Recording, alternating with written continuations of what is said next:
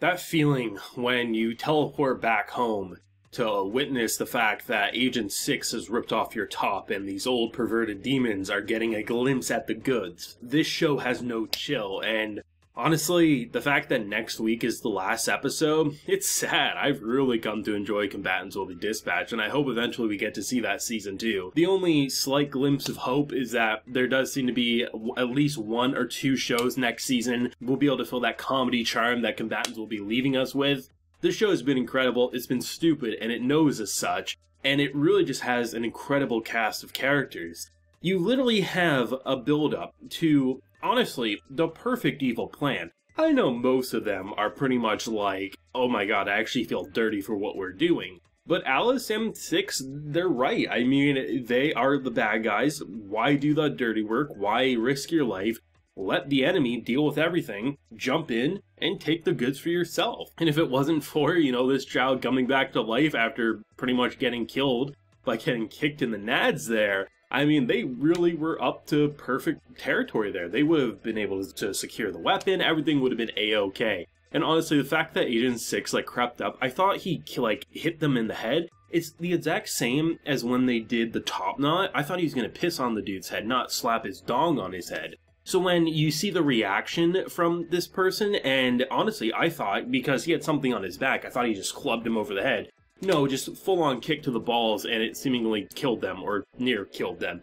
Just the way the comedy is directed in this episode is just like the peak Combatants Will Be Dispatched comedy. You kick the episode off with Queen Alice, because Alice is the mother of the group, and if you've needed any more proof as such, she not only gives our boy, Agent 6, an allowance because he blows his paycheck in a week that he gets it. So he gets an allowance, and as they're ridiculing, Snow gets the proposition that she too can have an allowance, and even a bonus that's worth 3 months' pay if they do well on the mission. The fact that Queen Alice, Mama Alice, gives an allowance because what does an android really need money for? Besides basic necessities, I love the fact that she literally keeps him in line, like a mother, but more so a disappointed mother, like the fact that she's like, please stop calling me Queen Alice, it's absolutely bullshit. This episode was just pure evil. Like, there's moments where our boy wants to use a curse to stop them from using magic, because then they would end up getting killed. It makes logical sense. But with the way these characters act, I love how they just don't feel good with how they're going about things. Even teasing the fact that, we have Rose here, seemingly saying she recognizes the mechanical bots, so there's clearly something going on with her race and, how long she's actually been a part of this world. But I like the fact that even though they definitely continue to expand the world, its history, we've been pretty much in a fantasy world this entire time, but now seemingly there's this sci-fi section of a culture that just is no longer around. They definitely do a pretty solid job at world building, even in the face of so much absurdity, and it's nice that rather than just sticking to a single town or location, Combatants actually explores its world in a really solid way. That's one thing that I really like about this show, because I know a lot of people say, oh, it's not as funny as Konosuba, this or that. Personally, that's subjective to me. I think they're about equally as funny, and sometimes this one I find to be a tad more funny. But in terms of exploring the world, I really feel like Combatants has done a better job, at least for a first season. We really have seen a wide variety of locations and even history to this world. I mean, sure, there's always been a sci-fi element, especially considering that the main kingdom that they're in has a water-making machine that literally is spell-oriented mixed with some sort of, technology, right? It feels like there's this weird mixture of, fantasy meets sci-fi. But to have an episode like this that really explores that even further, I mean, there's a lot of detail to the world, even though most of it is a lot of dick jokes and just ridiculous comedy. And I like that. I like how, rather than just going with the typical, okay, Snow is starting to become evil, Snow's realizing that we can just attack them in the dark, we'll slit their throats in the dark, and having her influence a poor child, or at least seemingly a child, to then switching to, no, we're gonna make them do the dirty work. I love how each of these characters have their own morals, and from their point of view, what they're saying a lot of the times, it makes sense. You're saying, okay, yeah, we don't want to go slit their throats in the middle of the night. That's a little too wrong. No, instead we're going to make them do our bitch work, and then we're going to steal their shit as we make fun of them. No matter who's saying what, it almost always comes across as evil in its own way. And I like how, I kind of feel like the first time, probably Alice has been really proud of Agent 6 more often than not in a single episode.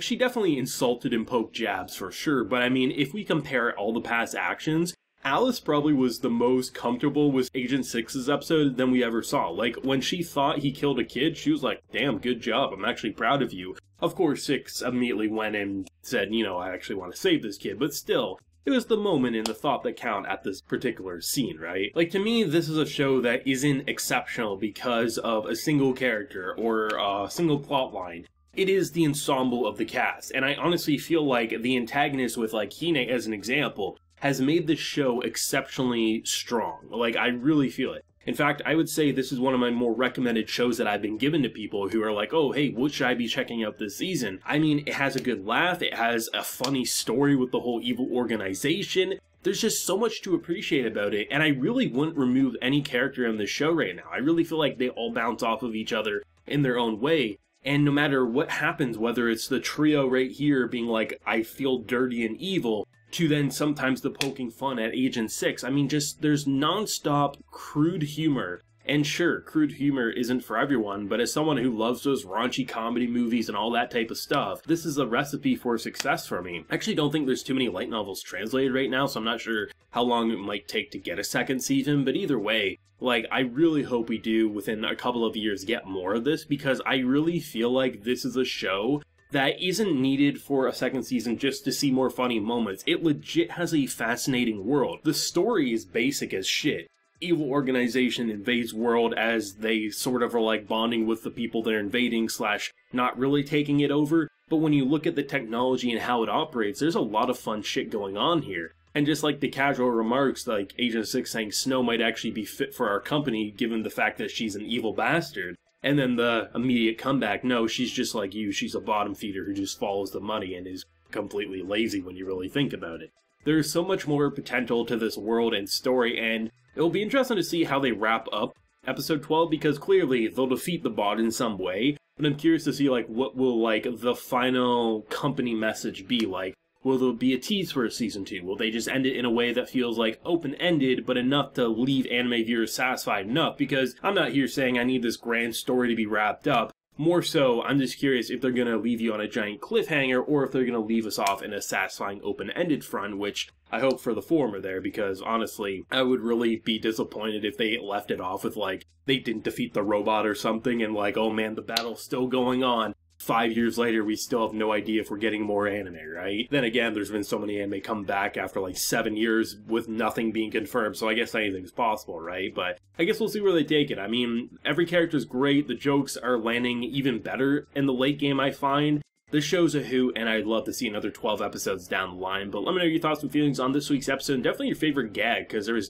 quite a few that were really funny. Though as much as I love the kick to the nads, I have to say the allowance really caught me off guard and was a memorable part of the episode for the entire run here, but let me know yours down below, drop a like to help promote the video, and subscribe if you're new around here. So until next time everyone, please take care and have a good one.